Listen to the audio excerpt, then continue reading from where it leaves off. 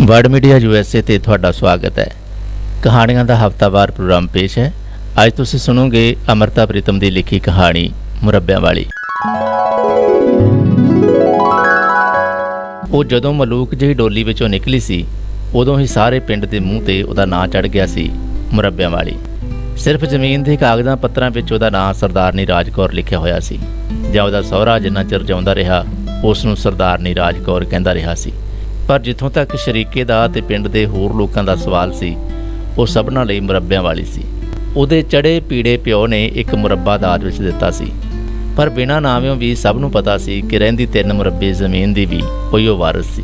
ਉਹਦੇ ਬਾਰੇ ਦੰਦ ਕਥਾ ਸੀ ਕਿ ਉਹਦੀ ਮਾਂ ਜਦੋਂ ਚਲੀਹਾ ਨਾਤੀ ਉਹਨੂੰ ਕੀਮ ਖਾਬ ਵਿੱਚ ਲਪੇਟ ਕੇ ਗੁਰਦੁਆਰੇ ਮੱਥਾ ਟਿਕਾਣ ਲੈ ਗਈ ਤਾਂ ਉਹਦੇ ਪਿਓ ਨੇ ਉਹਦੇ ਹੱਥੋਂ ਸੋਨੇ ਦੀਆਂ 11 ਅਸ਼ਰਫੀਆਂ ਮੱਥਾ ਟਿਕਵਾਈਆਂ ਸਨ ਅਤੇ ਉਸੇ ਦਿਨ ਗੁਰਦੁਆਰੇ ਦੇ ਭਾਈ ਜੀ ਨੇ ਉਹਨੂੰ ਮੁਰੱਬਿਆਂ ਵਾਲੀ ਆਖ ਇੱਕ ਸੁੱਚੇ ਗੋਟੇ ਵਾਲੀ ਚੁੰਨੀ ਗੁਰੂ ਮਹਾਰਾਜ ਨੂੰ ਛੁਹਾ ਕੇ ਉਹਦੇ ਲਈ ਸਰੋਪਾ ਦਿੱਤੀ ਸੀ।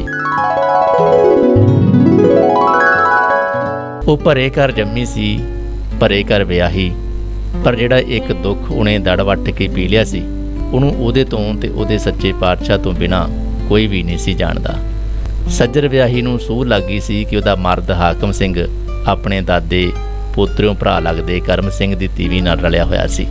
ਪਿੱਛੋਂ ਉਹਨੇ ਇਸ ਗੱਲ ਦੀ ਈਚੀ ਪੀਚੀ ਵੀ ਜਾਣ ਲਈ ਸੀ ਕਿ ਜਦੋਂ ਤੱਕ ਕਰਮ ਸਿੰਘ ਜਿਉਂਦਾ ਰਿਹਾ ਉਦੋਂ ਤੱਕ ਤਾਂ ਟਕੀ ਰੇਜਦੀ ਰਹੀ, ਪਰ ਜਿੱਦਣ ਦਾ ਉਹ ਰੱਬ ਨੂੰ ਪਿਆਰਾ ਹੋ ਗਿਆ ਸੀ ਉਹਦੀ ਤੀਵੀਂ ਨੇ ਸਾਕਾਂ ਵਿੱਚੋਂ ਦਿਓਰ ਲੱਗਦੇ ਇਸ ਹਾਕਮ ਸਿੰਘ ਦੇ 2 ਕੱਚੇ ਕਢਵਾਏ ਸਨ। ਇਹ ਮੁਰੱਬਿਆਂ ਵਾਲੀ ਰੱਬ ਦੀ ਬੰਦੀ ਮੂੰਹੋਂ ਨਾ ਬਿਰਕੀ, ਸਿਰਫ ਇੱਕ ਵਾਰ ਗੁਰਦੁਆਰੇ ਜਾ ਕੇ ਆਪਣੇ ਸੱਚੇ ਪਾਤਸ਼ਾਹ ਅੱਗੇ ਫਿਸ ਪਈ ਸੀ। ਲੋਕ ਪਰਲੋਕ ਦੀ ਜਾਣਨ ਵਾਲਿਆ, ਮੈਂ ਤਾਂ ਉਸ ਨੂੰ ਸੁੱਚੇ ਅੰਗ ਦਿੱਤੇ ਸਨ, ਪਰ ਉਸ ਭ੍ਰਿਸ਼ਟੇ ਹੋਏ ਨੇ ਉਹ ਵੀ ਭ੍ਰਿਸ਼ਟ ਕਰ ਛੱਡੇ। ਅਤੇ ਉਹਦਾ ਮਰਦ ਜਿਹੜੀ ਰਾਤ ਉਸ ਦੇ ਵਿਛਾਉਣੇ ਉੱਤੇ ਆਉਂਦਾ ਉਹ ਉਸ ਪ੍ਰਭਾਤੇ ਮਲ ਮਲ ਕੇ ਨਹਾਉਂਦੀ ਅਤੇ ਦਿਨ ਚੜ੍ਹੇ ਸਾਰਾ ਵਿਛਾਉਣਾ ਧੁਆ ਛੱਡਦੀ। ਰੋਜ਼ 5 ਪੌੜੀਆਂ ਪੜ੍ਹਦੀ, ਪਰ ਉਸ ਦਿਨ ਸੁੱਚੇ ਮੂੰਹ ਸਾਰੀ ਸੁਖਮਣੀ ਦਾ ਪਾਠ ਕਰਦੀ। ਉਹਨੇ ਅੱਖਾਂ ਮੀਟ ਕੇ ਜਿਉਂਦੀ ਮੱਖੀ ਨਿਗਲ ਲਈ ਸੀ, ਪਰ ਆਪਣੇ ਮਰਦ ਨੂੰ ਮੂੰਹੋਂ ਕੁਝ ਨਹੀਂ ਸੀ ਆਖਿਆ। ਉਹਨੂੰ ਵੀ ਖੌਰੇ ਅੰਦਰ ਦਾ ਭੈ ਮਾਰਦਾ ਸੀ। ਉਹਨੇ ਆਪਣੀ ਇਸ ਸਰਦਾਰਨੀ ਅੱਗੇ ਕਦੇ ਅੱਖ ਨਹੀਂ ਸੀ ਉੱਚੀ ਕੀਤੀ, ਪਰ ਮਰਦ ਦੀ ਇਹ ਗੱਲ ਵੀ ਉਸ ਨੂੰ ਫਿੱਸੇ ਹੋਏ ਫੋੜੇ ਵਰਗੀ ਲੱਗਦੀ ਅਤੇ ਉਹਦਾ ਜੀਅ ਕਚਿਆ ਜਾਂਦਾ। ਪਰ ਉਹਦੇ ਜੀਅ ਨੂੰ ਠੱਲ ਪੈ ਗਈ ਜਦੋਂ ਉੱਤੋਂ ਝੱਤੀ ਉਸ ਦੇ ਘਰ 2 ਪੁੱਤਰ ਜੰਮੇ। ਉਸ ਨੂੰ ਜਾਪਿਆ ਉਹਨੂੰ ਕੱਲੀ ਕਾਰੀ ਨੂੰ ਰੱਬ ਨੇ ਲੋਹੇ ਦੀਆਂ ਬਾਹਾਂ ਦੇ ਦਿੱਤੀਆਂ ਹਨ। ਫਿਰ ਤੀਜੀ ਪੇਟ ਘਰੋੜੀ ਦੀ ਧੀ ਜੰਮੀ ਜਿਹਨੂੰ ਲਾੜ ਨਾਲ ਉਹ ਮਲਕੀ ਬੁਲਾਉਂਦੀ ਰਹੀ। ਭਾਵੇਂ ਪਿੱਛੋਂ ਗੁਰੂ ਗ੍ਰੰਥ ਵਿੱਚੋਂ ਉਹਦਾ ਨਾਂ ਕਢਵਾਇਆ ਉਹ ਕੁਝ ਹੋਰ ਸੀ, ਪਰ ਜਿਹੜਾ ਪਹਿਲੇ ਦਿਨ ਉਹਦੇ ਮੂੰਹ ਚੜ੍ਹਿਆ ਸੀ ਉਹੀਓ ਫਿਰ ਸਾਰਿਆਂ ਦੇ ਮੂੰਹ ਚੜ੍ਹ ਗਿਆ ਸੀ। ਵੇਲਾ ਚੰਗਾ ਭਲਾ ਆਪਣੇ ਮੂੰਹ ਧਿਆਨ ਤੁਰਦਾ ਪਿਆ ਸੀ, ਪਰ ਪਟੋਲੇ ਵਰਗੀ ਮਲਕੀ ਜਦੋਂ ਉਸਰ ਖਲੋਤੀ ਸਕੂਲ ਪਾਸ ਕਰਨ ਜਿੱਡੀ ਹੋ ਗਈ ਤਾਂ ਵੇਲੇ ਨੇ ਇੱਕ ਅਜਿਹੀ ਪੁਆਟੀ ਖਾਧੀ ਕਿ ਕੀ ਸ਼ਰੀਕੇ ਦੀ ਭਾਬੀ ਅਤੇ ਕੀ ਕੋਈ ਹੋਰ ਜਿਹੜੀ ਕਦੇ ਇਸ ਮੁਰੱਬਿਆਂ ਵਾਲੀ ਦੇ ਸਾਹਮਣੇ ਅੱਖ ਭਰ ਕੇ ਨਹੀਂ ਸੀ ਤੱਕੀ, ਲਾ ਲਾ ਕੇ ਗੱਲਾਂ ਕਰਨ ਲੱਗ ਪਈ। ਮਲਕੀ ਨੇ ਜਿੱਦ ਬੰਨ੍ਹ ਲਈ ਸੀ ਕਿ ਉਹ ਸਕੂਲ ਪਾਸ ਕਰਕੇ ਅੱਗੋਂ ਸ਼ਹਿਰ ਜਾਏਗੀ ਅਤੇ ਪੜ੍ਹੇਗੀ। ਇੱਥੋਂ ਤੱਕ ਤਾਂ ਗੱਲ ਨਜਿੱਠਣ ਵਾਲੀ ਸੀ ਕਿ ਮਲਕੀ ਦੇ ਮਨ ਵਿੱਚ ਜੋ ਕੁਝ ਭਰਿਆ ਸੀ ਉਹ ਸਕੂਲ ਦੇ ਜਵਾਨ ਜਹਾਨ ਮਾਸਟਰ ਨੇ ਉਹਨੂੰ ਕੋਈ ਉਲਟੀਆਂ ਪੁਲਟੀਆਂ ਕਿਤਾਬਾਂ ਪੜ੍ਹਾ ਕੇ ਭਰਿਆ ਸੀ। ਪਰ ਗੱਲ ਇੱਥੇ ਨਹੀਂ ਸੀ ਨਿਬੜਦੀ। ਲੋਕ ਮਲਕੀ ਦੀ ਅਤੇ ਮਾਸਟਰ ਦੀ ਅਸ਼ਨਾਈ ਜੋੜਨ ਲੱਗ ਪਏ ਸਨ। ਇੱਕ ਦਿਨ ਤਾਂ ਗਲੀ ਵਿੱਚੋਂ ਲੰਘਦੀ ਰਾਜ ਕੌਰ ਦੇ ਕੰਨੀ ਆਵਾਜ਼ ਪਈ ਜੋ ਸਾਫ਼ ਦਿਸਦਾ ਸੀ ਕਿ ਪਿੰਡ ਦੀ ਨਾਮੋ ਸ਼ਰੀਕਣੀ ਨੇ ਉਸੇ ਨੂੰ ਸੁਣਾਉਣ ਲਈ ਆਖੀ ਸੀ। ਨਹੀਂ, ਮੈਂ ਅੰਬ ਦਾ ਅਚਾਰ ਪਾਇਆ, ਡਾਢਾ ਸੋਹਣਾ ਪੀਲਾ ਪੀਲਾ। ਮੈਂ ਸੋਚਿਆ 4 ਫਾੜੀਆਂ ਮਾਸਟਰ ਨੂੰ ਹੀ ਦੇ ਆਵਾਂ, ਐਵੇਂ ਹੇਜ ਆ ਗਿਆ। ਪਰ ਫਿੱਟਿਆ ਹੋਇਆ ਆਂਦਾ ਮੈਂ ਅਚਾਰ ਨਹੀਂ ਖਾਂਦਾ। ਆਹੋ ਜੀ, ਅਚਾਰ ਕਾਹਨੂੰ ਖਾਵੇ, ਉਹ ਤਾਂ ਮਾਤੜ ਤੋਂ ਮਾਤੜ ਖਾਂਦੇ ਨੇ, ਉਹ ਤਾਂ ਕੋਈ ਮਰਤਮਾਨ ਭੱਜੇਗਾ, ਮੁਰੱਬਾ ਖਾਏਗਾ। ਗੱਲ ਭਾਵੇਂ ਖਾਣ ਵਾਲੇ ਮੁਰੱਬੇ ਦੀ ਸੀ, ਪਰ ਰਾਜ ਕੌਰ ਸਮਝ ਗਈ ਇਹ ਗੱਲ ਉਸੇ ਦੇ ਮੁਰੱਬਿਆਂ ਨੂੰ ਲਾ ਕੇ ਸੁਣਾਈ ਗਈ ਸੀ। ਲਹੂ ਦੇ ਘੁੱਟ ਵਾਂਗੂ ਪੀ ਗਈ, ਪਰ ਹਨੇਰੀ ਵਾਂਗੂ ਚੱਲੀ ਹੋਈ ਗੱਲ ਅੱਗੇ ਕੰਨਾਂ ਦਾ ਬੂਹਾ ਭੀੜਿਆਂ ਕੁਝ ਨਹੀਂ ਸੀ ਬਣਦਾ। ਇੱਕ ਦਿਨ ਉਹਨੂੰ ਉਹ ਸ਼ਰੀਕੇ ਦੀ ਭਾਬੀ ਮੂੰਹ ਪਾੜ ਕੇ ਆਖਣ ਲੱਗੀ, ਕੀ ਹਾਲ ਹੈ ਕੁੜੀ ਦਾ, ਜੀ ਰਾਜੀ ਨਹੀਂ ਉਹਦਾ? ਕਹਿੰਦੀ ਸੀ ਹੱਡ ਪੈਰ ਭੱਜਦੇ ਨੇ।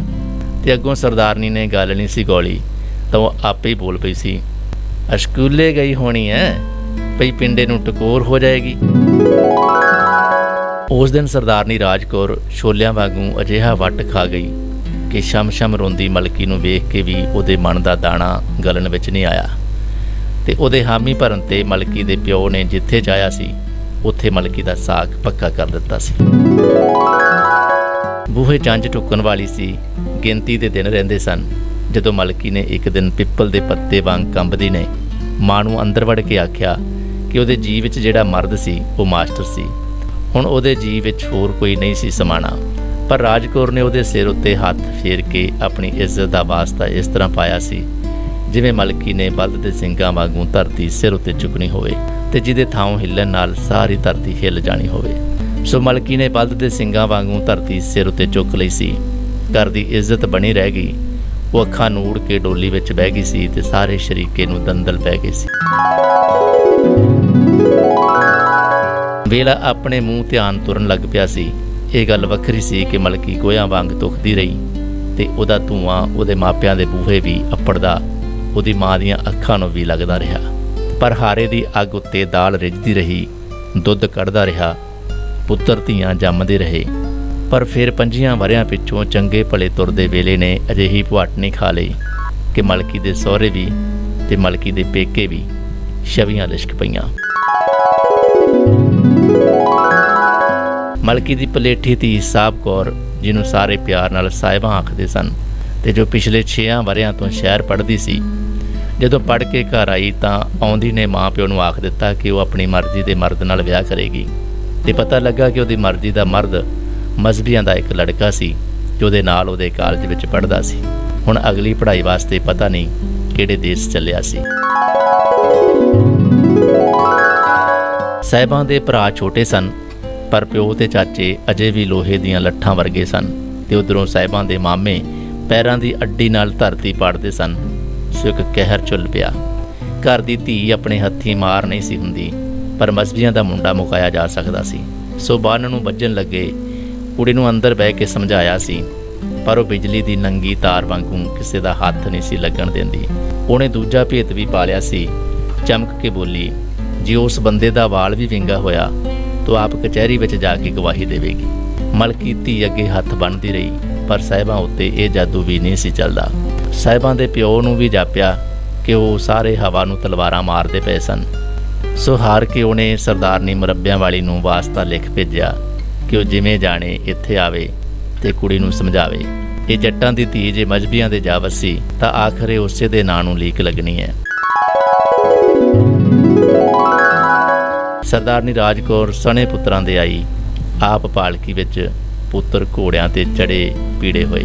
अजे परां पक्के राह उत्ते सुम्मां दे चंगियाड़े निकलदे पए सन कि साहिबां दे प्यो दीयां अखां लिशक उठीआं। ਉਹਨੂੰ ਧਰਵਾਸ ਵੱਜ ਗਿਆ ਕਿ ਹਵਾ ਦੇ ਘੋੜੇ ਚੜੀ ਹੋਈ ਕੁੜੀ ਨੂੰ ਹੁਣ ਮੁਰੱਬਿਆਂ ਵਾਲੀ ਲਗਾਮਾਂ ਪਾ ਲਵੇਗੀ। ਰਾਜ ਕੌਰ ਆਈ। ਉਹ ਅਜੇ ਤੱਕ ਭਾਵੇਂ ਇਕਹਿਰੇ ਪਿੰਡੇ ਦੀ ਸੀ, ਪਰ ਵਿਹੜੇ ਵਿੱਚ ਬੋਹੜ ਵਾਂਗੂ ਬੈਠੀ ਤੇ ਉਹਨੇ ਕੁੜੀ ਨੂੰ ਆਪਣੇ ਗੋਡੇ ਮੁੱਢ ਬਿਠਾ ਲਿਆ। ਮਲਕੀ ਨੂੰ ਯਕੀਨ ਹੋ ਗਿਆ ਕਿ ਹੁਣੇ ਉਹਦੀ ਮਾਂ ਕੁੜੀ ਦੇ ਸਿਰ ਤੇ ਹੱਥ ਰੱਖ ਕੇ ਕੁਝ ਇਹੋ ਜਿਹਾ ਆਖੇਗੀ ਕਿ ਕੁੜੀ ਚੁੱਪ ਕਰਕੇ ਬਲਦ ਦੇ ਸਿੰਗਾਂ ਵਾਂਗੂ ਧਰਤੀ ਸਿਰ ਉੱਤੇ ਚੁੱਕ ਲਵੇਗੀ। ਕੋਲ ਵਿਹੜੇ ਵਿੱਚ ਮੰਜੀਆਂ ਉੱਤੇ ਸਾਹਿਬਾਂ ਦੇ ਪਿਓ ਭਰਾ ਵੀ ਸਨ ਤੇ ਮਾਮੇ ਵੀ। ਕੁੜੀ ਆਪਣੀ ਨਾਨੀ ਦੇ ਗੋਡੇ ਕੋਲ ਬੈਠੀ ਮਨ ਦੀ ਦੱਸ ਰਹੀ ਸੀ। ਰਾਜ ਕੌਰ ਠਰਮੇ ਨਾਲ ਕਿੰਨਾ ਚਿਰ ਸੁਣਦੀ ਰਹੀ। ਹੁੰਗਾਰਾ ਜਿਹਾ ਵੀ ਭਰਨ ਦੀ ਲੋੜ ਨਹੀਂ ਸੀ, ਸਿਰਫ ਕਦੇ ਨੀਝ ਲਾ ਕੇ ਉਹਦੇ ਮੂੰਹ ਵੱਲ ਵੇਖ ਛੱਡਦੀ। ਬਾਕੀ ਦੇ ਸਾਰੇ ਸਿਰਫ ਰਾਜ ਕੌਰ ਦੇ ਮੂੰਹ ਵੱਲ ਵੇਖ ਰਹੇ ਸਨ। ਤੇ ਫਿਰ ਕੁੜੀ ਦੇ ਸਿਰ ਉੱਤੇ ਹੱਥ ਰੱਖ ਕੇ ਕਹਿਣ ਲੱਗੀ, ਸੁਣ ਕੁੜੀਏ, ਜੇ ਮਨ ਪੱਕਾ ਹੀ ਤਾਂ ਮਨ ਦੀ ਕਰ ਲੈ, ਨਹੀਂ ਤਾਂ ਸਾਰੀ ਉਮਰ ਅੰਦਰ ਵੜ ਕੇ ਗੋਹਿਆਂ ਦੀ ਅੱਗ ਵਾਂਗੂ ਧੁਖਦੀ ਰਹੇਗੀ। ਮਾਂ ਮਲਕੀ ਦੇ ਮੂੰਹੋਂ ਕੰਬ ਕੇ ਨਿਕਲਿਆ ਤੇ ਉਹ ਸਰੋਂ ਦੀ ਗੰਦਲ ਵਾਂਗ ਪੀਲੀ ਹੁੰਦੀ ਪਹਿਲੋਂ ਸਾਹਿਬਾਂ ਦੇ ਪਿਓ ਵੱਲ ਤੱਕੀ, ਫਿਰ ਮਾਮਿਆਂ ਵੱਲ। ਨਹੀਂ ਤੂੰ ਇਹਨਾਂ ਦਾ ਫਿਕਰ ਨਾ ਕਰ। ਰਾਜ ਕੌਰ ਲਿਸ਼ਕ ਕੇ ਬੋਲੀ, ਮੈਂ ਜੋ ਕਹਿਣੀ ਪਈ ਹਾਂ ਇਹ ਮੇਰੇ ਜੰਮੇ ਹੋਏ ਤੇ ਮੇਰੇ ਸੇੜੇ ਹੋਏ ਆ, ਮੇਰੇ ਅੱਗੇ ਬੋਲ ਸਕਦੇ ਆ। ਤੇ ਉਹ ਸਾਹਿਬਾਂ ਨੂੰ ਬਾਹੋਂ ਫੜ ਕੇ ਉਠਾਉਂਦੀ ਹੋਈ ਕਹਿਣ ਲੱਗੀ, ਉੱਠ, ਆਪਣੇ ਕੁਝ ਲੱਗਦੇ ਨੂੰ ਖਬਰ ਕਰ ਦੇ ਕਿ ਜੰਝ ਬੰਨ੍ਹ ਕੇ ਲੈ ਆਵੇ। ਮੈਂ ਹੱਥੀਂ ਤੇਰਾ ਕਾਜ ਕਰਕੇ ਜਾਵਾਂਗੀ। ਤੇ ਫਿਰ ਕੰਧਾਂ ਤੋਂ ਪਾਰ ਤੱਕ ਦੀ ਆਖਣ ਲੱਗੀ, ਲੋਕਾਂ ਦਾ ਕੀ ਹੈ, 4 ਦਿਨ ਬੋਲ ਬਾਲ ਕੇ ਆਪੇ ਕੰਡਿਆਂ ਦੀ ਅੱਗ ਵਾਂਗੂ ਬੁੱਝ ਜਾਣਗੇ। ਤੇ ਵੇਲਾ ਭੁਆਟਣੀ ਖਾਂਦਾ ਮੁਰੱਬਿਆਂ ਵਾਲੀ ਦੇ ਮੂੰਹ ਵੱਲ ਤੱਕਣ ਲੱਗ ਪਿਆ।